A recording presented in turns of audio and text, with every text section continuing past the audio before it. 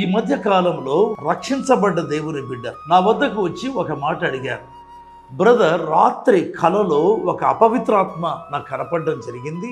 నేను భయపడిపోయాను, ఏం జరుగుతుందో, అందుకే మీ దగ్గరికి ప్రార్థనకు వచ్చాను అని చెప్పిందండి.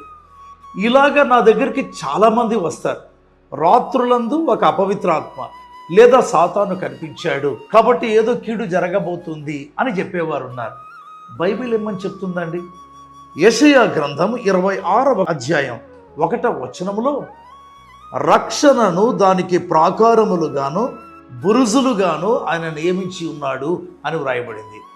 రక్షణ అనేది ఒక ప్రాకారం కాదండి, అనేక ప్రాకారములు బైబిల్లోనే ఉంది. రక్షణ అనేది ఒక బురుజు కాదు, బురుజులు. ఎన్ని బురుజులు? రక్షించబడ్డ వ్యక్తి చుట్టూ ప్రాకారములు ఉంటాయి, రక్షించబడ్డ వ్యక్తి చుట్టూ బురుజులు ఉంటాయి. రక్షణే ప్రాకారములు, రక్షణే బురుజులు. ఇంకా సాతాను ఏం చేస్తాడండి? మనం పొందిన రక్షణ యొక్క ఔన్నత్యం మనకు తెలియక వాపోతాము, భయపడతాము, గగ్గోలు పెడతాం ఏదో జరగబోతుందని. కాదండి, ఇంతకు ఏం జరుగుతుందంటే రక్షించబడ్డ వ్యక్తి దగ్గరికి సాతాను వచ్చి చూస్తాడు, అసలు సమీపించలేడు.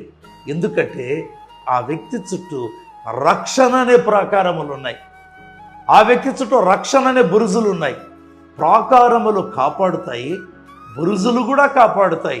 అయితే బురుజు చాలా ఎత్తుగా ఉంటుంది, దాని మీద నుండి శత్రువు మీద బాణములు కూడా వేయవచ్చు. ఆ యొక్క బురుజు మీద నుంచి శత్రువును చూడవచ్చు. రక్షణ లాంటి బురుజు, ప్రియమైన వారలారా. రక్షణ నీవు పొంది ఉన్నావా, నువ్వు కాపాడబడతావు. సాతాను అది చూచి వాడు గగ్గోలు పెట్టాలి, వాడు వాపోవాలి. అయితే రక్షణ పొందిన వ్యక్తివి నీవు రక్షణ యొక్క మహిమ తెలియక ఎందుకు వాపోతున్నావు? నీవు రక్షణ పొంది ఉంటే ప్రాకారములు, బురుజులు నీ చుట్టూ ఉంటాయి.